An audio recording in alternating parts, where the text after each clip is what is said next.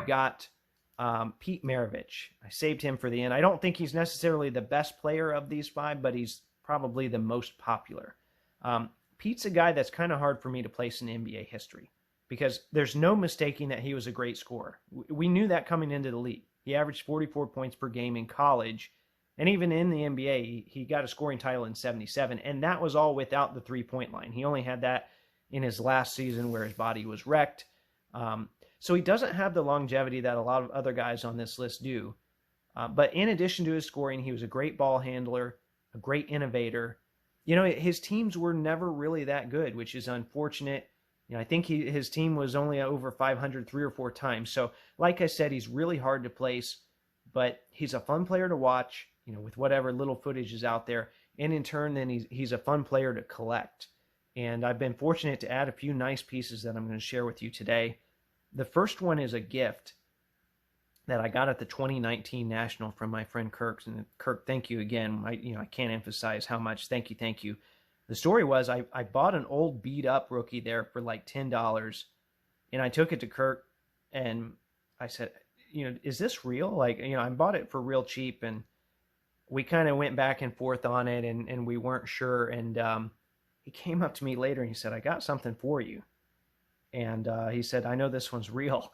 And most certainly is. It's a BVG 7. So I was just absolutely floored by that gift. This one's never leaving the PC. Great looking card. You know, these are very condition sensitive and the borders are tough on these with centering. So to get a 7, I'm beyond thrilled with that. Got a few more nice Pete cards here. You guys might get a kick out of this. This was from an old binder I bought. It's a 72 Topps. Someone wrote Peter on the front. And it's hard to sell a card like that, so I just kind of stuck it in my collection. On the other hand, I paid a lot of money for a card that someone else wrote Pete on. Thankfully, it was Pete Maravich himself. But this is one of the cornerstones of my collection and obviously of my 72 Topps set. This is a Pete Maravich signed card. And a lot of cards out there, he signed Pistol Pete, and that was it. This one is signed Pistol Pete Maravich, and I have not, actually, I can't, I mean, I'm sure there's some out there. I have not seen another one that's signed like this. So this one, you know, I've had a lot of people ask me about this. Well, first off, it's part of the set that I collected. I'm not breaking up the set, but even if I, you know, chose not to do the set, this is a cornerstone because it just, you don't see Maravich autos out there. You just don't see a lot of them. So anyway, there's that. Then we go a little bit later in his career, 74 Topps. We've got the random background shot. You know, this was probably shot in a locker room somewhere, and they just put the background behind him. Pete Maravich for the Jazz here. And then you don't see a lot of these out there either. A Maravich Celtics patch. This one's numbered 2 out of 9.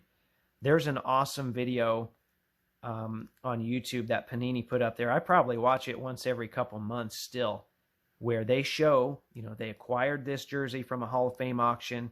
They show the jersey being sent to the seamstress, and she's tearing it apart and cutting it up, and it shows them putting them into the gold standard cards, which I know a lot of people hate seeing historical things cut up, but if they're going to cut it up, you know, and if you like cards, you'll probably like seeing that kind of stuff. So I would recommend watching that. You just search Pete Maravich Panini jersey, and it'll probably come up. Maybe if I remember, I'll link it in the comments. So anyway, there you have it.